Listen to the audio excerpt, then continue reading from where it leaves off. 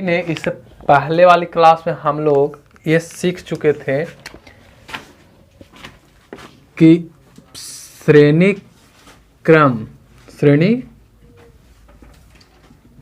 क्रम संयोजन,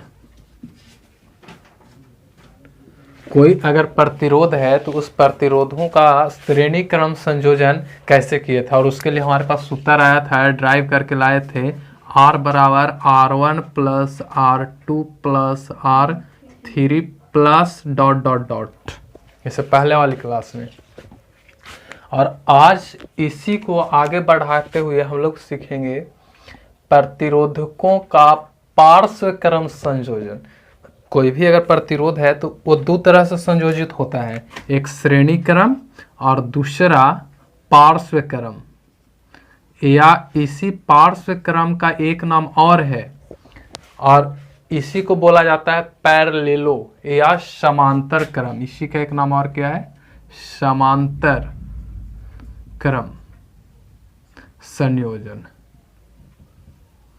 संयोजन। ठीक है, तो ऐसे बता दूं कि इसका जो सूत्र होता है वो होता है 1/r बराबर 1/r1 plus 1/r2 plus 1/r3 dot dot dot 1/rn तक। जहां तक भी इसको ले जाने की इच्छा है ले जा सकते हो। अब ये डिपेंड करता है कि वो परिपथ में प्रतिरोध कितना जुड़ा हुआ है, प्रतिरोध कितना जुड़ा हुआ है। तो अगर इसकी बात करूं, चर्चा करूं, तो हमारे पास एक परिपथ है और इसमें हम बैटरी लगा देते हैं इस तरह से, और एक इसका धन टर्मिनल होगा, एक ऋण टर्मिनल होगा। और ये बात इससे पहले वाली वीडियो क्लास में हम बताए थे कि जो श्रेणी क्रम संयोजन होता है उसमें वोल्टेज अलग अलग होती है, ये बात बताए थे कि नहीं। और आई जो है एक समान मतलब धारा प्रत्येक प्रतिरोध के पास एक समान पहुंचता था। और इसमें क्या है कि धारा अलग अलग होगी लेकिन वोल्टेज प्रत्येक प्रतिरोध के पास एक समान पहुंचेगा। तो इसमें वोल्टेज क्या था? असमान। और जबकि इस तरह के संयोजन में क्या होता है कि वोल्टेज एक समान होती है, एक समान, लेकिन आई जो होता है विद्युत धारा वो अलग अलग। ठीक है, अब थोड़ी सी इसमें ध्यान देना कि पार्श्व क्रम संयोजन होता क्या है। तो अगर कोई तार को एक ही जगह पर काट कर करके उसी जगह से अलग अलग क्रम में संयोजित किया जाए प्रतिरोधकों को, तो उससे हम लोग बोलते हैं समांतर क्रम संयोजन। ऐसे देखने में भी तो लग ही रहा है, देखो ना, ये समांतर है, एक दूसरे के पैरेलल है। इसमें तार सिर्फ और सिर्फ एक जगह पे कटा है बस, और बाकी प्रतिरोधकों को जोड़ने के लिए टोका बजाया गया है, देख लो। तो इसमें हम लोग इसको बोलते हैं पार्श्व क्रम संयोजन या समांतर क्रम संयोजन। और इसमें इस परिपथ में हम 3 प्रतिरोध लिए हैं, और इसका नामकरण कर दूं तो ये मेरा R1 प्रतिरोध, ए R2 और ए प्रतिरोध R3 है। R1 R2 R3, और यहां से I धारा प्रवाहित होगी और भी वोल्टेज मिलेगा। तो वोल्टेज तो प्रत्येक प्रतिरोध के पास क्या जाएगा? समान जाएगा। मतलब जो वोल्टेज इसके पास जाएगा वही वोल्टेज इसके पास भी होगी, वही वोल्टेज इसके पास भी होगा। मतलब सीधा है कि प्रत्येक प्रतिरोध के पास वोल्टेज क्या होगा? एक समान होगी, लेकिन विद्युत धारा क्या होगा? अलग अलग होगा। अगर इसके पास धारा I1 है तो इस प्रतिरोध के पास क्या हो जाएगा? धारा I2। इस प्रतिरोध के पास क्या हो जाएगा? I3। मतलब कि इसमें धारा क्या होती है? अलग अलग होती है। तो यहाँ हम लिख देते हैं कि चूंकि पार्श्व क्रम संयोजन, ये सबसे इंपॉर्टेंट बात होती है, ठीक है। संयोजन में विद्युत धारा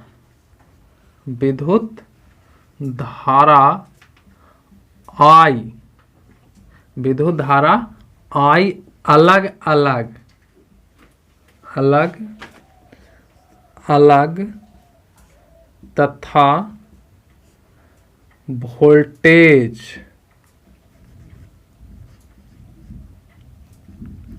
वोल्टेज एक समान होती है। देखो इस बात को अगर याद रखोगे तो इस फॉर्मूला को ड्राइव करने में तनिक सा भी कठिनाई नहीं होगी, एकदम तुरंत हो जाएगा। कैसे होता है समझो कि अगर यहां से I धारा प्रवाहित हो रहा है तो ओम के नियम तो तुम लोग जानते हो, ओम के नियम पता है ना कि ओम के नियम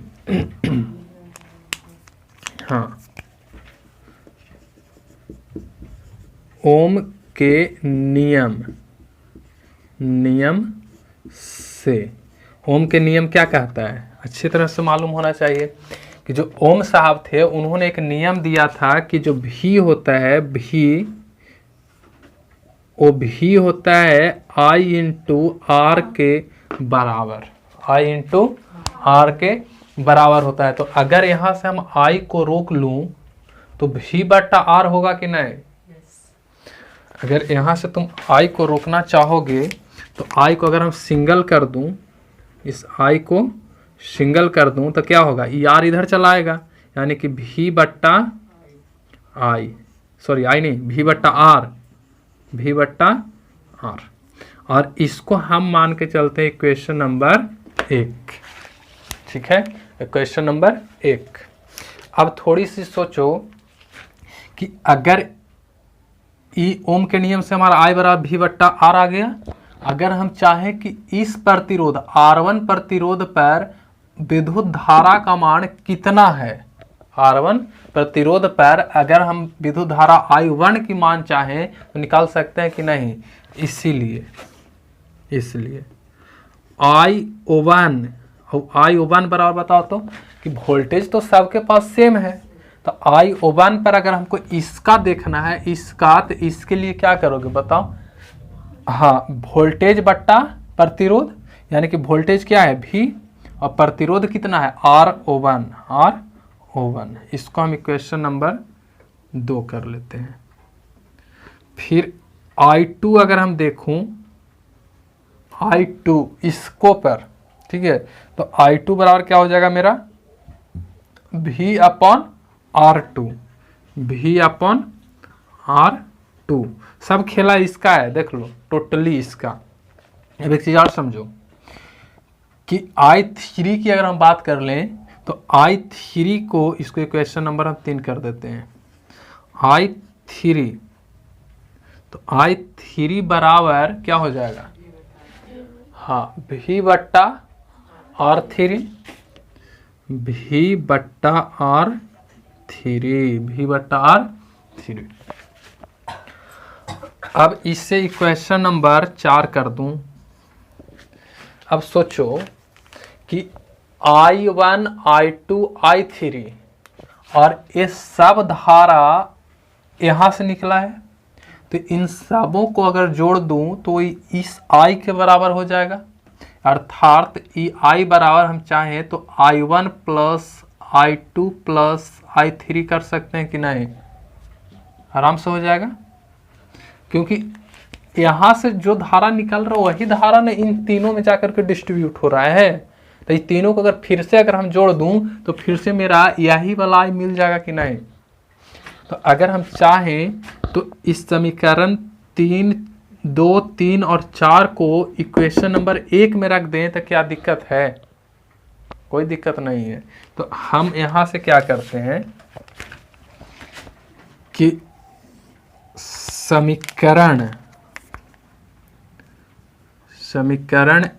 1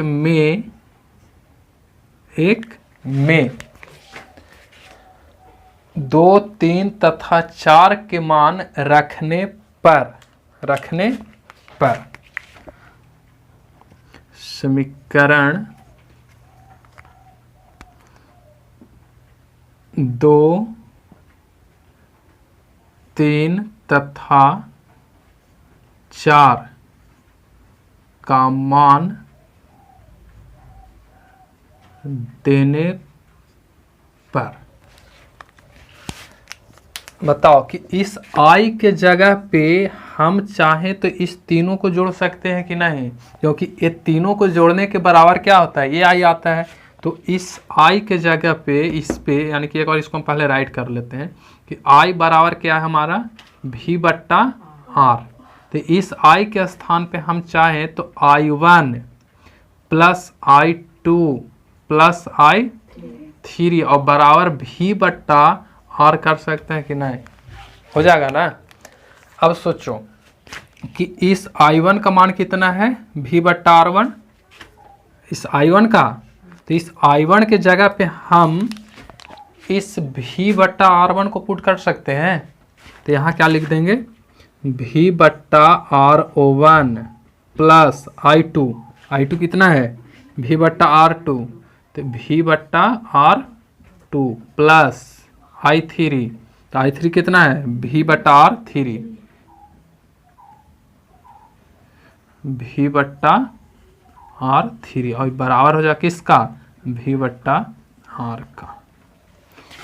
अब इन तीनों में से हम V को कॉमन ले सकते हैं, तो अगर इस तीनों में से V को कॉमन ले लूँ तो 1 बट्टा R1 प्लस 1 बट्टा R2 प्लस 1 बट्टा R3 और V को क्या किए हैं बाहर ले लिए हैं, क्या आ गया ये बाहर कॉमन, तो ये बराबर क्या होता है V बट्टा R। अब यहाँ से तुम देखो तो ये V से V कट जाएगा, गुना में है तो इधर भागा में आएगा ना, तो ये V से भी कट जाएगा। तो हमारे पास बच क्या गया, तो बच गया 1 बट्टा R, ये वाला 1 बट्टा R बराबर 1 बट्टा R1 1 बट्टा R1 प्लस 1 बट्टा R2 प्लस 1 बट्टा R3। तो यहाँ अगर 3 प्रतिरोध लगाए थे तब ना 3 तक आया है, और अगर मान लो कि प्रतिरोध हमारा 3 से अधिक होती 4 5 6 8 10 कितना भी होता है, तो यहाँ पास कितना आता है डॉट प्लस प्लस जोड़ते चले जाते आराम से आगे पहुँच जाता है। तो इस तरह से देखो तो कि इस सूत्र का डेरिवेशन हो चुका कि नहीं, और ये होता है किसका सूत्र, हाँ प्रतिरोधकों का पार्श्व क्रम संयोजन के लिए जो सूत्र है वो क्या हो जाएगा ये। अब आंकिक जो बनेगी वो इसका यूज करेंगे, या तो फिर श्रेणी क्रम में होगा तो इसका यूज करेंगे, और इसी दोनों का यूज कर कर करके हम लोग क्या करेंगे बनाएंगे। तो इसे राइट कर हो गया, इसे इरेज कर देते हैं, ठीक है। अब एक आंकिक देखते हैं इस पे बनता कैसे आंकिक, और उसके बाद फिर इसको हम लोग वाइंड अप करेंगे, फिर आगे की क्लास ज्वाइन करेंगे, ठीक है। तो एक क्वेश्चन राइट करो और हम लोग इसको सॉल्व करते हैं। वो क्वेश्चन क्या क्या है कि हमारे पास 3 प्रतिरोधक को जोड़ा गया है किसी परिपथ में, और कितना कितना का है, तो पहला जो प्रतिरोध है उसको R1 मान लेते हैं, और R1 हमारा 12 ओम का है, कितना 12 ओम का। R2 जो जोड़ा गया है वो कितना ओम का है 4 ओम का। R3 ये कितना ओम का 7 ओम, ये 7 ओम। तो हमको एक क्वेश्चन कह चुका है, देख चुके हो क्वेश्चन में पहले ही बोल चुका है कि इन तीनों का जो संयोजन है उस संयोजन कैसा है पार्श्व क्रम। तो हम लिखेंगे ना कि चूंकि तीनों प्रतिरोधकों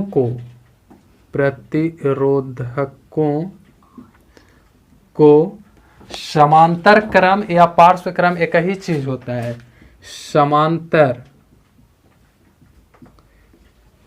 क्रम में जोड़ा गया है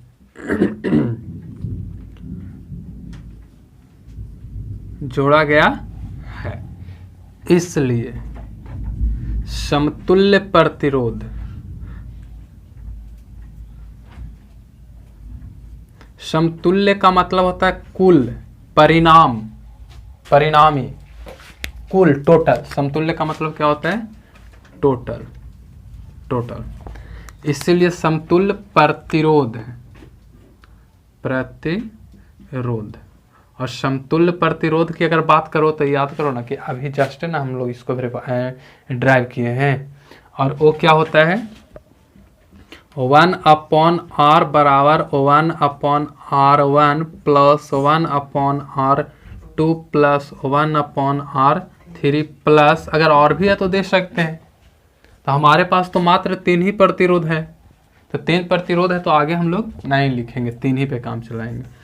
अब इसका मान डालो, तो इसका वैल्यू अगर पुट करोगे तो कितना होगा? 1/R1, तो R1 कितना है? 12, तो ये हो गया 12 प्लस 1/R2, R2 कितना है?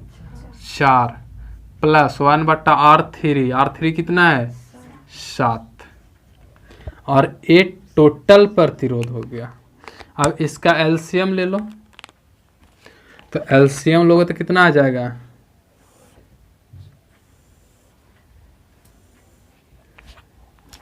कर लो, 84, ठीक है। एलसीएम कितना आ जाएगा? 84। तो इसको अगर दिस दैट करोगे तो 7 प्लस इसको अगर लगाओगे तो कितना कटेगा? 21 ना, प्लस इसको 12, ठीक है। और एक इसके बराबर होगा 1/R का, तो 1/R बराबर कितना? सबको जोड़ दो, 2, 3 और 7 10, फिर से 2 और 1 3 और 7 10, 1 कैरी हो गया, तो 1 और 1 2 और 2 और 2 4, कितना आ गया? 40/84। कटम छटम होगा तो करो, नहीं होगा तो कोई ज़रूरी नहीं है। तो अगर इसको काटोगे तो कैसे कटेगा? हाँ, काट दो, 2 से कट जाएगा, तो ये कट जाएगा 20 दूना 40 और 42 दूना 84, 21 दूना 42, 10 दूना 20, कट गया ना। तो ओवरऑल अगर देखा जाए तो ये हमारा कितना आ गया? 1/R बराबर 10/21, 10/21। और इसको अगर क्रॉस मल्टीप्लाई कर दोगे तो कितना आ जाएगा? कर लो, इसके साथ, इसके साथ, तो R गुणे 10 बराबर 21 होगा। तो R बराबर कितना हो जाएगा? 21/10, यानी कि R बराबर 2.1 ओम, 2.1, ये हो गया इसका आंसर। मतलब इसका कुल प्रतिरोध कितना होगा?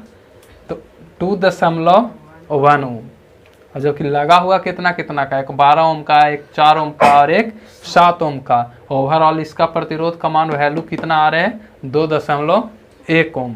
तो ये होती है श्रेणी क्रम, अच्छा सॉरी पार्श्व क्रम। जबकि यही श्रेणी क्रम में अगर चलते ना तो मोटा आ जाता पूरा। जोड़ लो ना, श्रेणी क्रम में तो सब जुड़ जाता है, तो ओवरऑल कितना जुट कर करके आ जाता?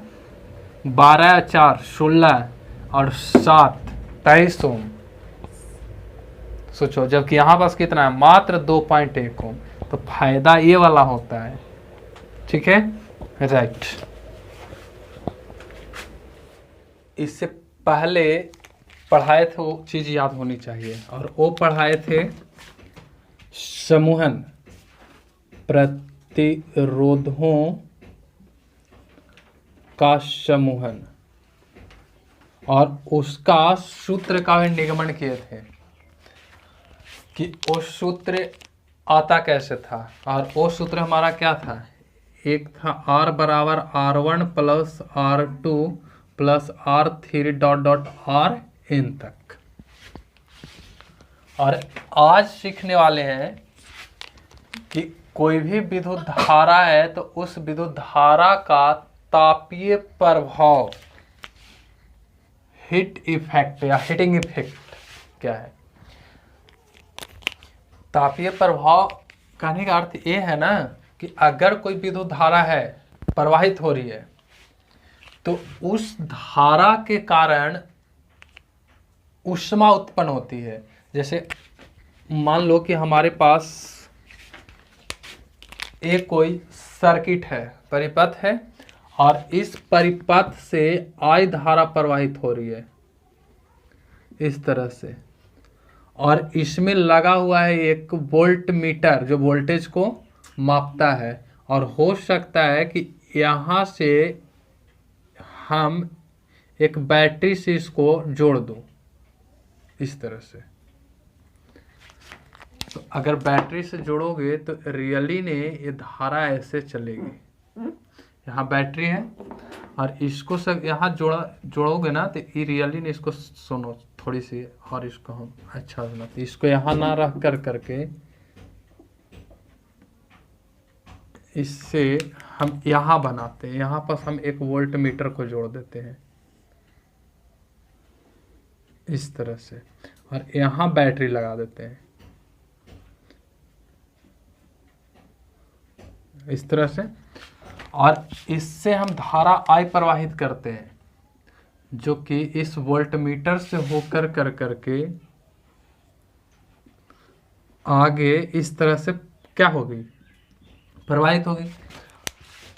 तो इस परिपथ में लगा हुआ प्रतिरोध क्या करता है कि I धारा के प्रवाह के कारण एक गर्म हो जाता है, और गर्म होकर करके ऊष्मा देने लगता है। इस तरह से ये ऊष्मा देगा, ऊष्मा ऊष्मा। पता है इसका बहुत चीज देखा होगा, तापीय प्रभाव के कारण ही तो आयरन, इस्त्री करने वाला आयरन या हीटर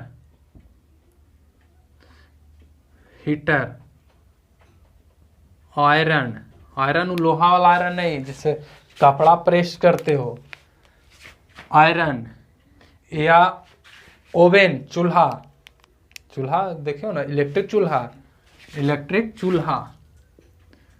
चूल्हा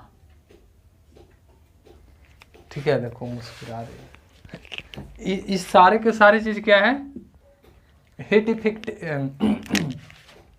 विद्युत धारा का तापीय प्रभाव पर काम करने वाले हैं, क्योंकि जैसे इसमें धारा प्रवाहित करोगे तो देखना ये गर्म हो जाता है। फैन चलते चलते देखना कि गर्म हो जाता है, इसके नीचे वाला हिस्सा छुओगे तो गर्म लगेगा।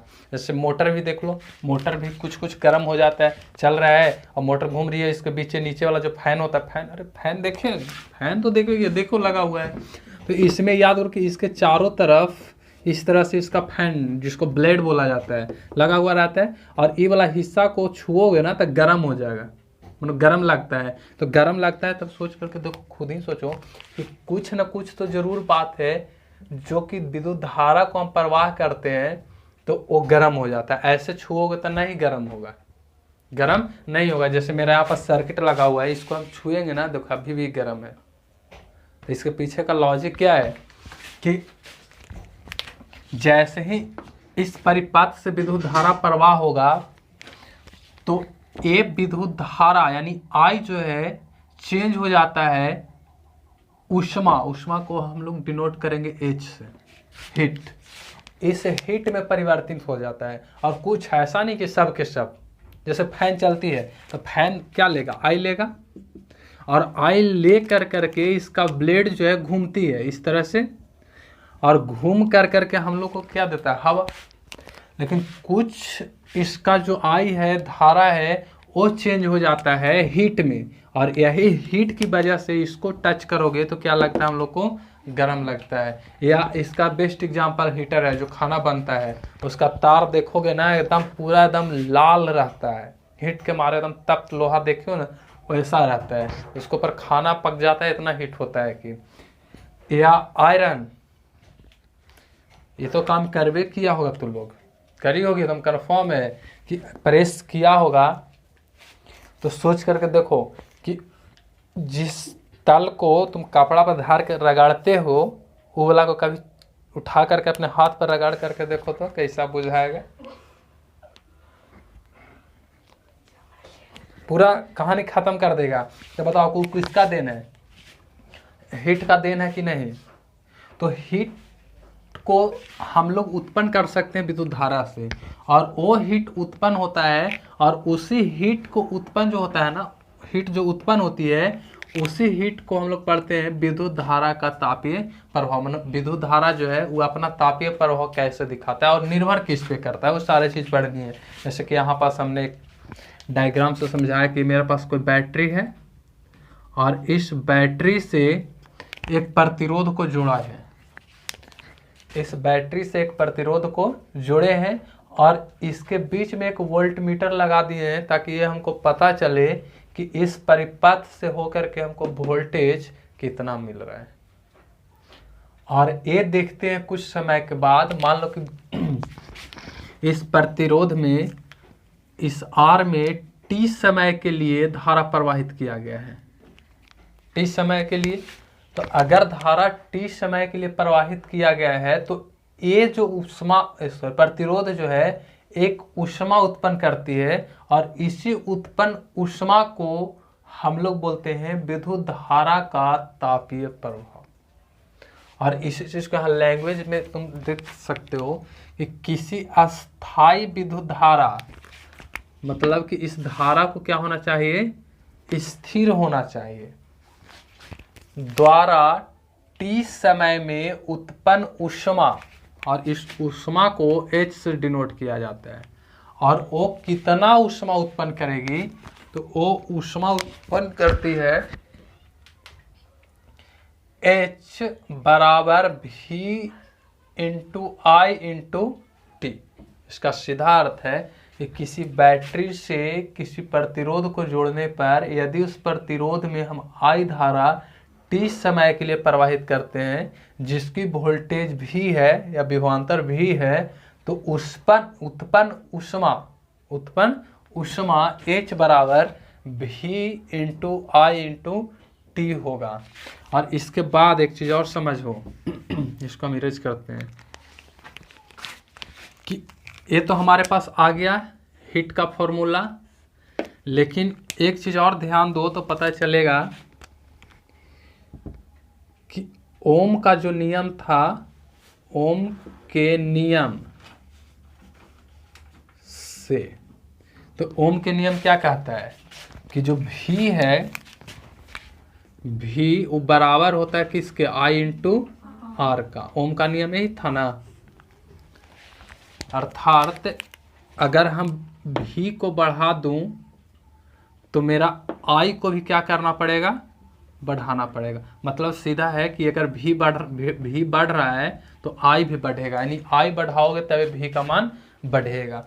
और इसमें भी बराबर आई इंटू आर में देखो तो इसको हम इक्वेशन नंबर अगर 1 कर लूँ और इसको 2 कर लूँ तो इसमें एक चीज़ नज़र आ रही होगी कि इस भी के स्थान पे यदि मैं इसको रख दूँ समीकरण 1 में, तो यहाँ से कुछ एक नया ही समीकरण मोड़ ले लेगी। और वो क्या होगी, देखो कि समीकरण 1 में भी का मान देने पर, तो समीकरण 1 कहाँ है, अपन का ये है।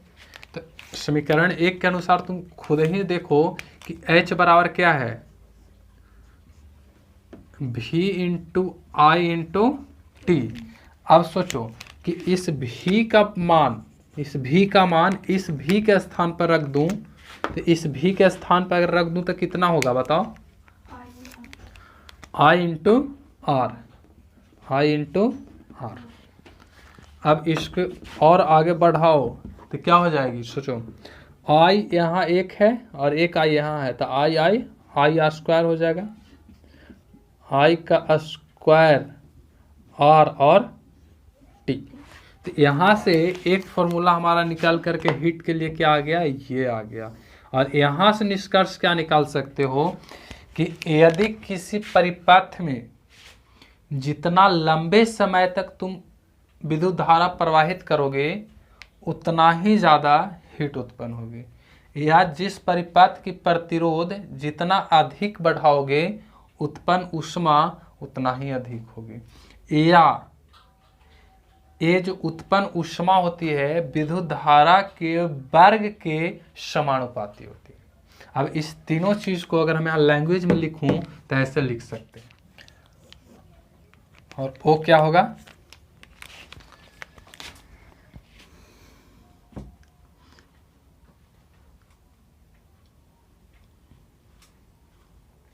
विद्युत परिपथ में समय बढ़ाने पर उत्पन्न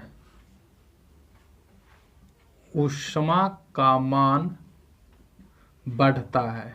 क्या होगा, बढ़ता है। अर्थात यहां से देख सकते हो H जो है उस समानुपाती होता है किसका, T का। देखो मेन पॉइंट है, अगर इसको नहीं समझ पाओगे तो ये कभी नहीं तुमसे बनेगा। इससे हम लोग का अंकित बढ़ना है।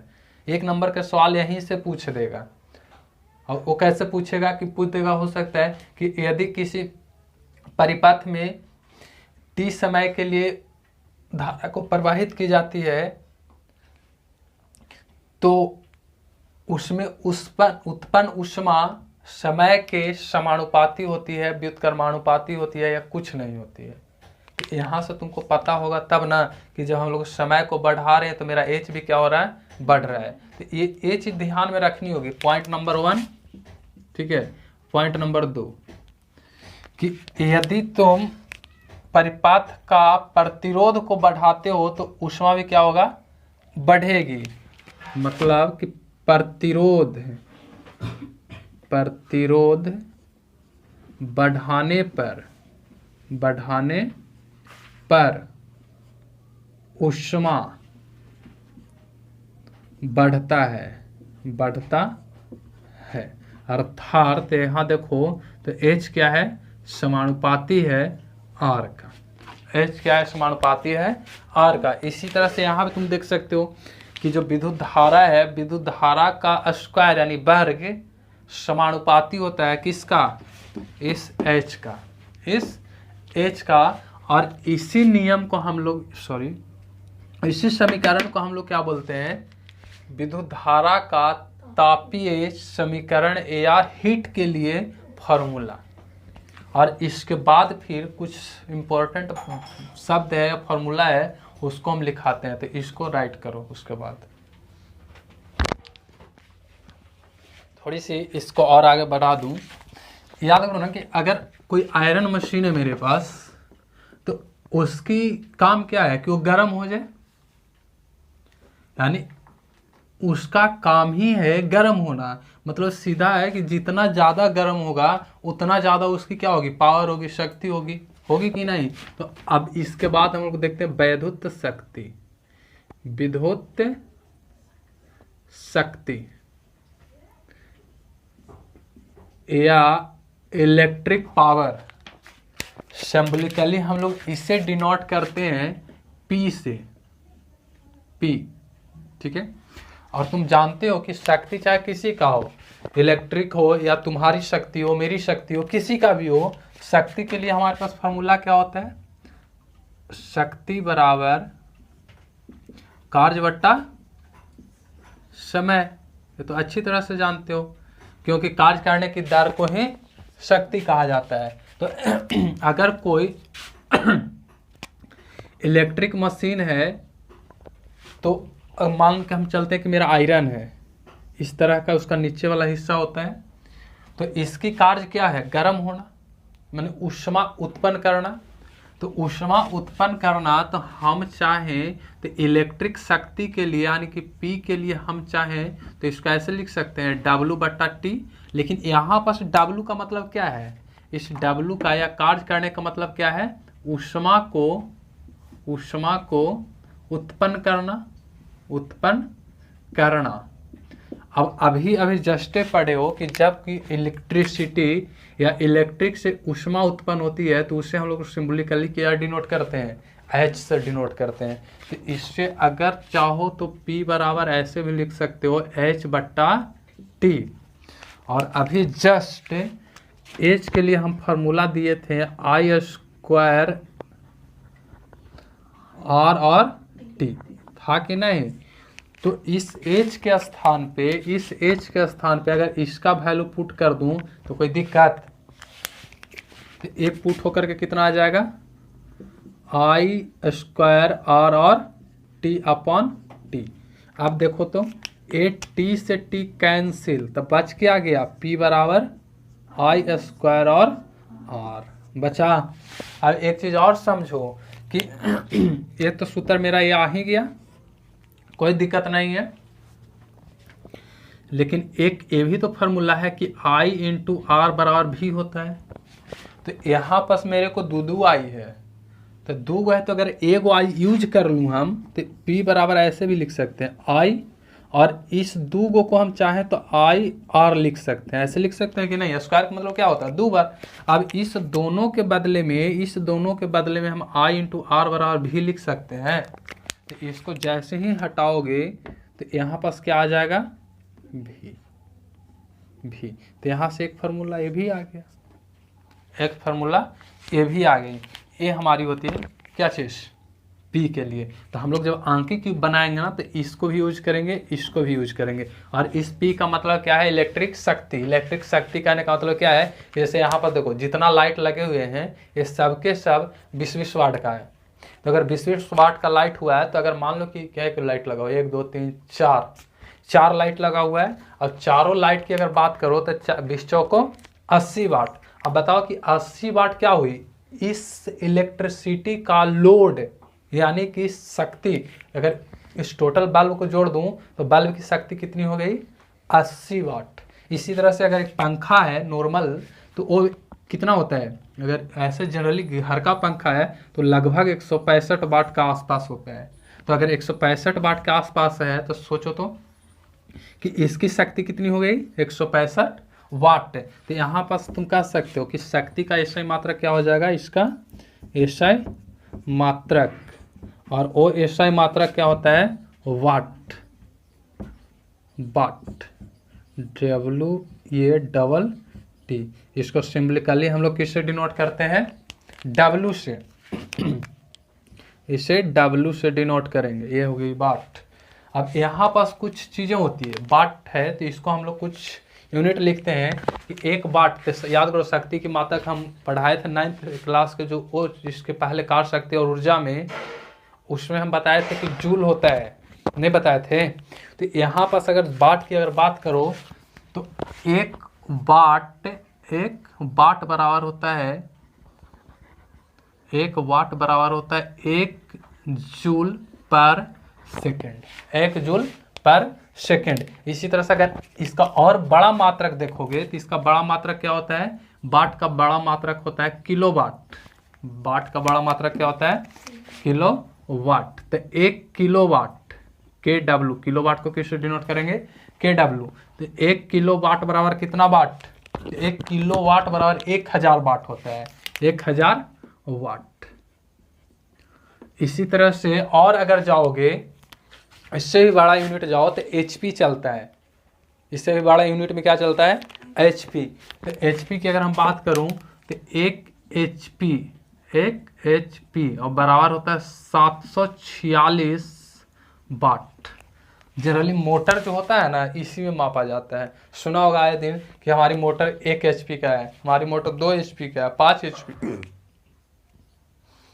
HP का है, 6 HP का है, इस तरह से सुना होगा। तो वो वाट क्या होता है, सॉरी HP क्या होता है, यही होता है। यानी 1 HP की अगर कोई बात कर रहा है, इसका अर्थ कितना का बात कर रहा है, 746 वाट का बात कर रहा है।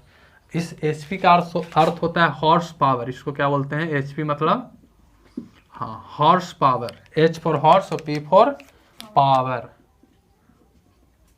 हॉर्स पावर, हॉर्स पावर, ये होती है HP। ठीक है, अब इसके बाद हम लोग आंकिक बनाएंगे। अब इसे राइट करो, आंकिक हम लोग सीखने वाले हैं हाउ टू सॉल्व न्यूमेरिकल आंकिक के प्रश्न। ठीक है, राइट करो पहला आंकिक। किसी विद्युत बल्ब के एक तंतु में किसी विद्युत बल्ब के तंतु में से 0.5 एम्पियर विद्युत धारा 10 मिनट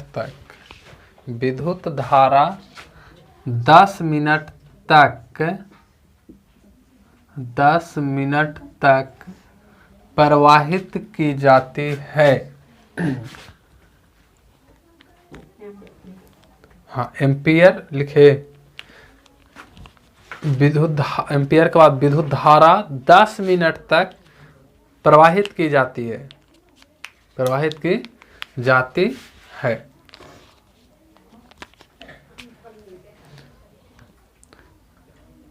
तो विद्युत परिपथ से प्रवाहित होने वाला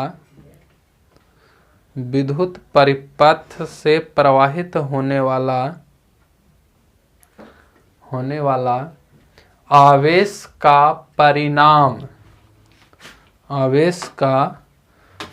परिणाम ज्ञात करें। ठीक है, देखो इसमें सारा चीज गिवन है, हमसे पूछ रहा है कि Q कितना होगा, Q का मान कितना होगा। अब इस आंकिक को थोड़ी सी समझते हैं। इस आंकिक में क्या कह रहा है कि एक विद्युत परिपथ है इस तरह से, ठीक है, और इस परिपथ में बैटरी लगा होगा और इस बैटरी से इस परिपथ में यानी कि इस चालक में I धारा प्रवाहित हो रही है जिसकी मान 0.5 एम्पियर है, और इस परिपथ में एक बल्ब लगल होगा इस तरह से, और इसमें 10 मिनट तक धारा को प्रवाहित किया गया है समय से, मतलब 10 मिनट तक बल्ब को क्या किया गया है, जलाया गया है। तो इस परिपथ में 10 मिनट में आवेश कितना प्रवाहित हो गया, उस आवेश की गणना करनी है। तो इसमें एक फॉर्मूला होता है, पहले से हम लिखाए हैं कि Q बराबर I इंटू टी, मतलब कि आवेश को यदि तुम पाना चाहोगे तो उसमें जितना भी विद्युत धारा है उसका समय से क्या कर दो, गुणा कर दो। तो यहाँ पर समझना कि हमारा I तो एम्पियर यानी कि सिम अच्छा, मतलब जो इसका विद्युत धारा का मात्रक होता है उसमें गिवन है, लेकिन समय का मात्रक मिनट थोड़ा ना होता है, मात्रक मिनट नहीं होता है। तो इसको हम लोग इसकी मात्रक में चेंज करेंगे, और इसकी मात्रक होता है सेकेंड, समय का मात्रक क्या होता है, सेकेंड। तो 10 मिनट को यदि हम सेकेंड में चेंज कर दूं तो 10 को गुणा कर देंगे किससे, हाँ समय से ना, तो समय 1 मिनट को सेकेंड में चेंज कर रहे हैं तो 60 से क्या कर देंगे, गुणा कर देंगे। तो ओवरऑल कितना हो जाएगा, 600 सेकेंड। अब इसलिए एकदम आसान है, 1 नंबर का सवाल ऐसा ही रहता है। इसलिए परिपथ में 10 मिनट को हम 600 सेकेंड भी लिख सकते हैं, में प्रवाहित आवेश, और इसको Q से डिनोट करते हैं, और बराबर क्या होता है, I इंटू टी। I कितना है, 0.5 गुण टी कितना है, 600 सेकेंड। अब इसको गुना करोगे तो कितना आ जाएगा, 6×25, और याद करो कि एक यहाँ पॉइंट है तो एक 0 तो हट जाएगा, तो ओवरऑल कितना बचेगा, 300, और आवेश का मात्रक कूलाम, तो ये क्या हो गया, कूलाम। मतलब कि 10 मिनट में 300 कूलाम इसमें से आवेश प्रवाहित कर जाएगा, 300 कूलाम। ठीक है, राइट। नेक्स्ट क्वेश्चन राइट करो, तो दूसरा अंक प्रश्न 2। ये पहला था और दूसरा इसका भी सेम रहेगा, थोड़ी सी चेंज रहेगा, पूरी टाइप इसी का चल रहा है। इसके बाद फिर हम लोग टाइप चेंज करेंगे। राइट करो। एक विद्युत परिपथ में लगे एमीटर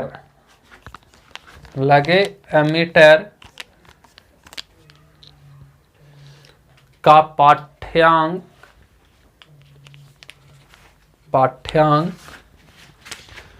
2.5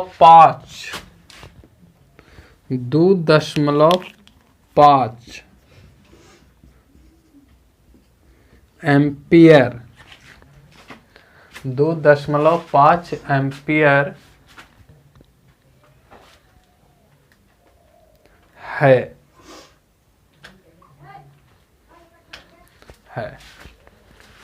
तो इस परिपथ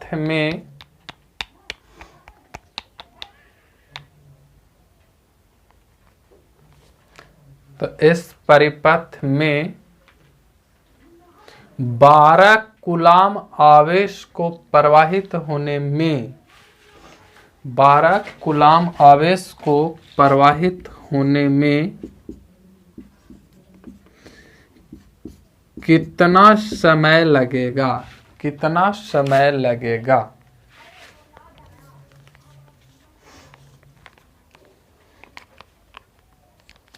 ठीक है।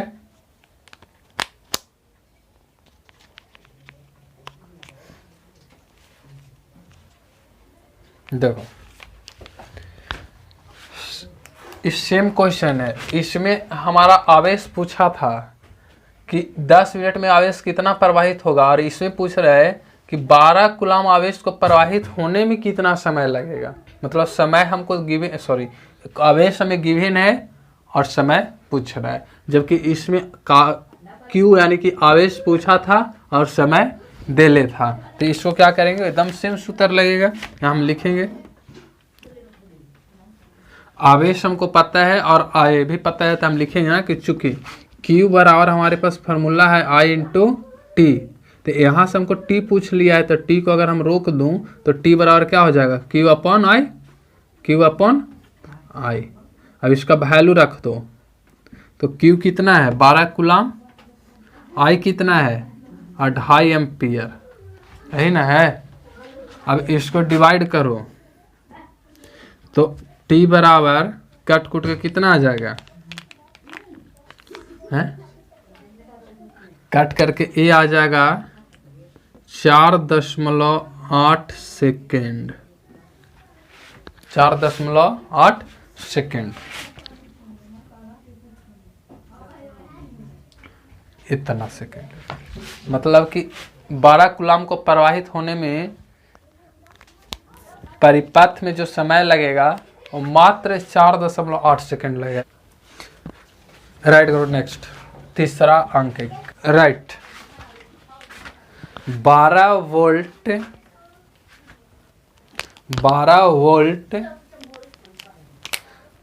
विभवांतर के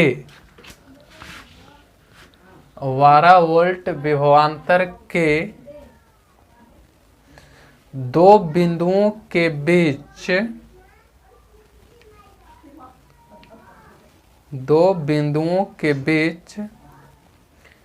12 सुनो ना एक मिनट, 2 बिंदुओं के बीच 2 कूलाम आवेश को ले जाने में कितना कार्य किया जाता है। इसे अरेंज कर देते हैं।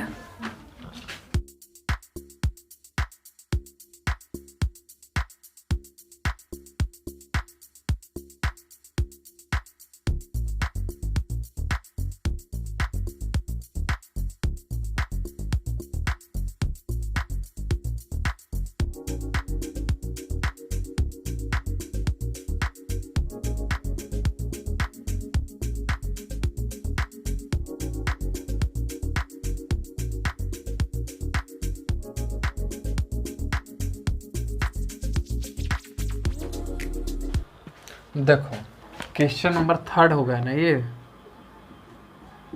हमें विभवांतर पता है और विभवांतर यानी कि भी पता है, और वो कितना है 12 वोल्ट, 12 वोल्ट। और इसमें हमें ये भी तो पता है कि आवेश जो है, आवेश मतलब Q, और O है कितना कूलाम, 2 कूलाम। और कहता है कि इस आवेश को एक बिंदु से 2 बिंदु तक ले जाने में कार्य कितना किया गया है, यानी कि कार्य बराबर वाट, कार्य बराबर यानी कि W, कार्य को किससे डिनोट करते हैं, W से, और W का मान पूछ रहा है, W का मान हमसे पूछ रहा है। तो क्या दिक्कत है, ये पता होना चाहिए कि W के लिए जो फार्मूला बताए थे कि जो W बराबर होता है कि चूंकि कार्य और बराबर होता है विभवांतर, विभवांतर गुणे आवेश, आवेश। अरे तो इससे पहले वाली चीज देखो, हम थोड़ा सा इसको और विस्तृत करते हैं ताकि समझ में आ जाए। कार्य को W से डिनोट करते हैं, विभवांतर को V से, और आवेश को Q से। अब यहाँ से तो अभी जस्ट फार्मूला हम बताए थे कि Q बराबर I इंटू टी होता है, तो W के लिए फार्मूला यही ना था, V I और T। तो इस IT के जगह पे हमने Q रख दी और V को V ही छोड़ दिया, तो W बराबर क्या आ गया, हाँ V इंटू Q।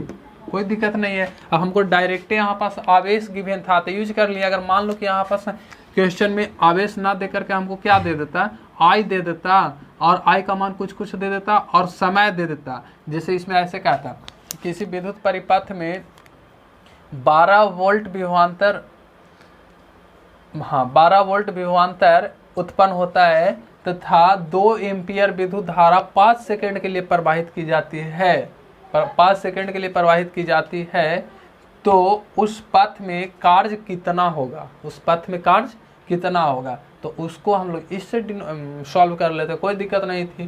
तो अगर इसके वैल्यू अगर पुट करो तो कितना हो जाएगा, हाँ कितना है ये 12 और गुने 2, 12 दूना 24, और कार्य है तो इसकी मात्रा क्या हो जाएगी, जूल, 24 जूल कार्य हुआ है, 24 जूल कार्य हुआ है। इसके बाद में लिख देते हैं, देखना क्या करते हो तुम लोग। Right next question. किसी चालक के सिरों, चौथा क्वेश्चन होगा, किसी चालक के सिरों पर बैटरी जोड़ने से वोल्टमीटर का पाठ्यांक या पठन, जो भी लिखना है लिखो, वोल्टमीटर का पठन 10 वोल्ट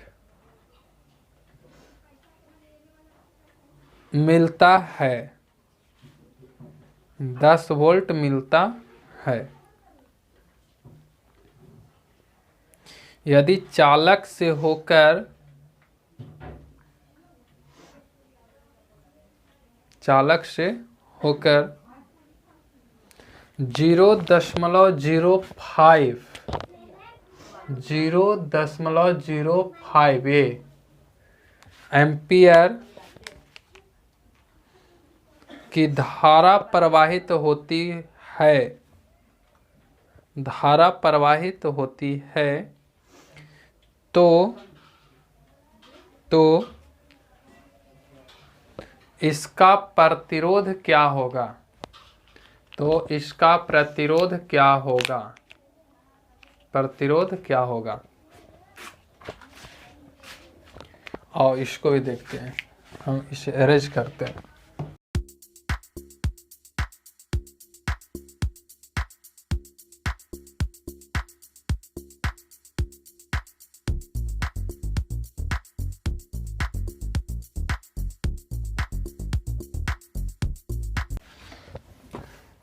देखो बहुत आसान है ये, तो इस टाइप के तो पहले भी आंखें बना चुके हो तुम लोग। क्वेश्चन चौथा होगा, और ये पता है अच्छी तरह से कि इसमें हमें क्या दिया है, पूछा क्या है कि इसमें दिया है, कुछ दिया है, विद्युत धारा दिया है और हाँ आवेश दिया है, तो इसमें आई हमें पता है, यानी कि विद्युत धारा पता है, विद्युत धारा और विद्युत धारा को सिंबलिकली आई से डिनोट करते हैं। आई बराबर कितना है? 0.05 एम्पियर। बहुत सूक्ष्म धारा है, बहुत कम। और आवेश कितना है? आवेश कितना? विभवांतर न है वो। विद्युत धारा इतना प्रवाहित होती है और विभवांतर, और इसको डिनोट करते हैं हम लोग भी से। और भी बराबर कितना है? 10 वोल्ट। अब देखो, ये तो अच्छी तरह से पता है कि चूंकि ओम के नियम हमें ज्ञात करना है, और प्रतिरोध को आर से डिनोट करते हैं। वो कहता है कि इस परिपथ का प्रतिरोध कितना है। अगर किसी परिपथ से विद्युत धारा इतना प्रवाहित होती है, विभवांतर इतना है, तो उसमें लगे हुए प्रतिरोध का मान कितना होगा। तो यहाँ पता है कि चूंकि ओम के नियम से, तो ओम के नियम क्या कहता है कि V बराबर I इंटू आर होता है। हमें यहाँ से पूछा क्या है, दिया क्या है, सारा चीज़ पता है कि हमको I दे ले है और V दिया हुआ है, हमसे R पूछा है। तो अगर R को अलग कर दूं, इसीलिए R बराबर क्या हो जाएगा, R को रोक दूं तो I नीचे में आ जाएगा, यानी V अपॉन I। अब इसका वैल्यू डाल दो, V कितना है? 0.05 बट्टा I कितना है? सॉरी नहीं, गलत हो गया। V कितना है? 10 वोल्ट है। I कितना है? हाँ 0.05। अब यहाँ पास काटे हुए तो कट जाएगा इजीली। और वो कैसे कटेगा? तो यहाँ से अगर 2 को ऊपर कर दूं तो 2 को 0 ऊपर चला जाएगा, 5 दूना 10, यानी कि 200 ओम कितना हो जाएगा? 200 ओम का प्रतिरोध है। सोचो कितना ज्यादा प्रतिरोध है, 200 ओम, बहुत ज्यादा है। राइट, चलो 5वां क्वेश्चन राइट करो। ये क्वेश्चन स्टार रहेगा, जो 5वां क्वेश्चन होगा वो स्टार रहेगा। फर्स्ट हम इसे इरेज कर,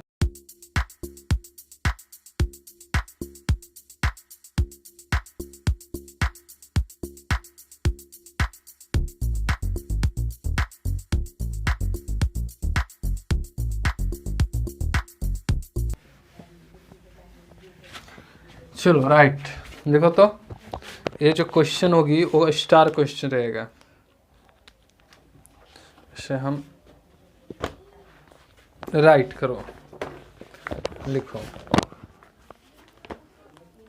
8 ओम प्रतिरोध का कोई विद्युत हीटर, स्टार रहेगा। 8 ओम प्रतिरोध का 8 ओम प्रतिरोध का कोई विद्युत हीटर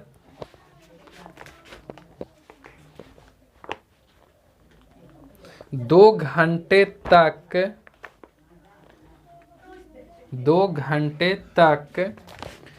15 एम्पियर 2 घंटे तक 15 एम्पियर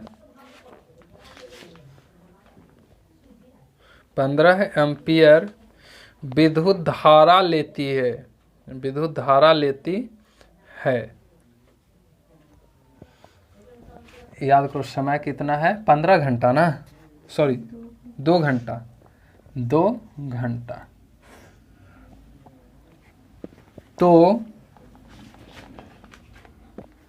तो हीटर में उत्पन्न ऊष्मा ज्ञात करें। हीटर में उत्पन्न ऊष्मा ज्ञात करें।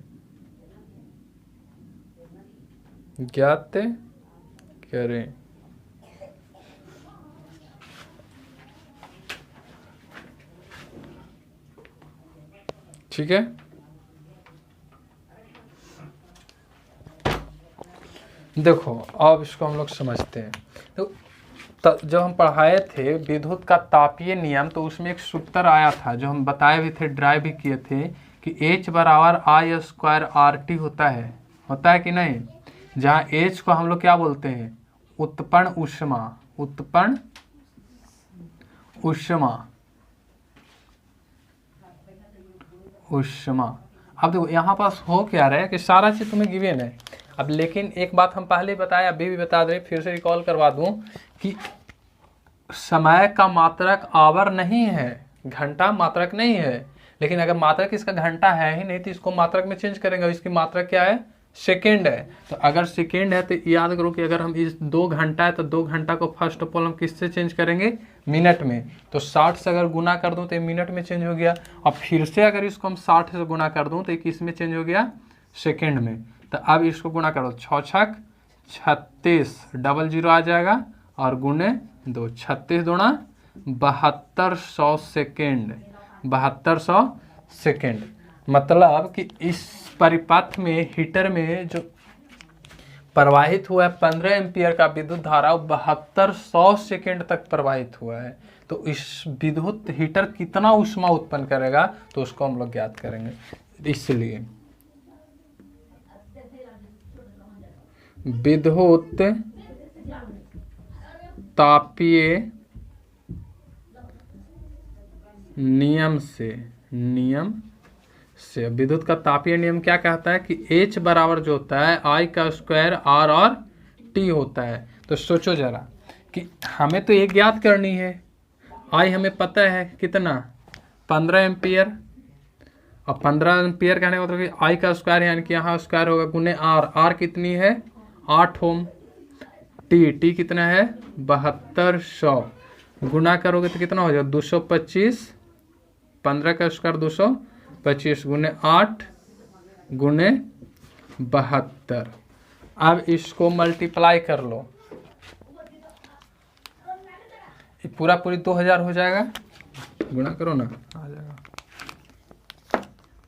8 25 40, 8 दूना 16 4 20, 2 8 दूना 16 18 होगा 1800, 8 25 40, 4 शेष बच गया, 8 दूना 16 4 20, और 8 दूना 16 और 2 18 गुने 7200। इसको गुना कर दो, तो इसको गुना करोगे तो कितना आ जाएगा, 4 जीरो तो आएगा ही आएगा, और इसको अगर तुम गुना करोगे 72 में 18 से तो गुना कर लो, कितना हो जाएगा 8 दूना 16, 8 सत्ते 56 और 1 57, 72 आएगा, 6 9 7 5 12, 11 होगा 1296।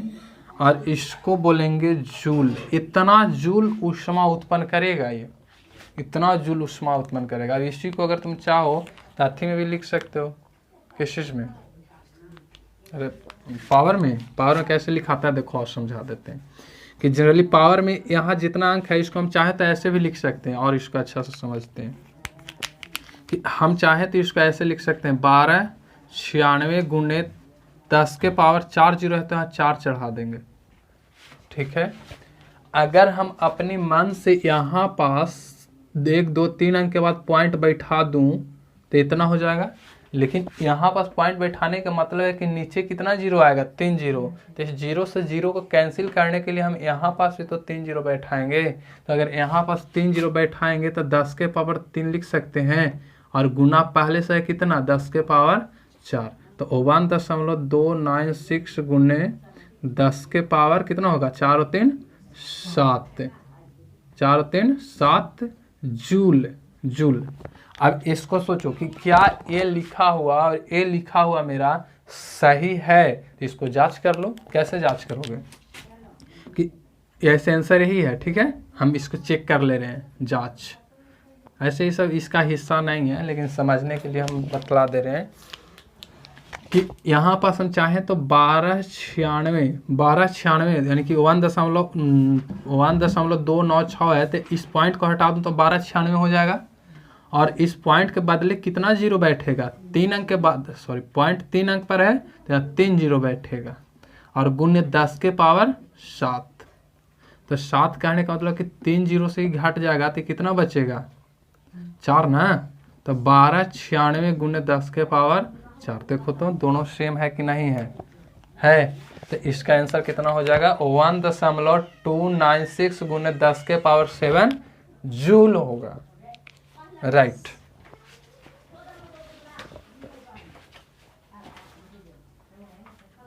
फिर अगले क्लास में हम लोग और न्यूमेरिकल देखेंगे। ठीक है।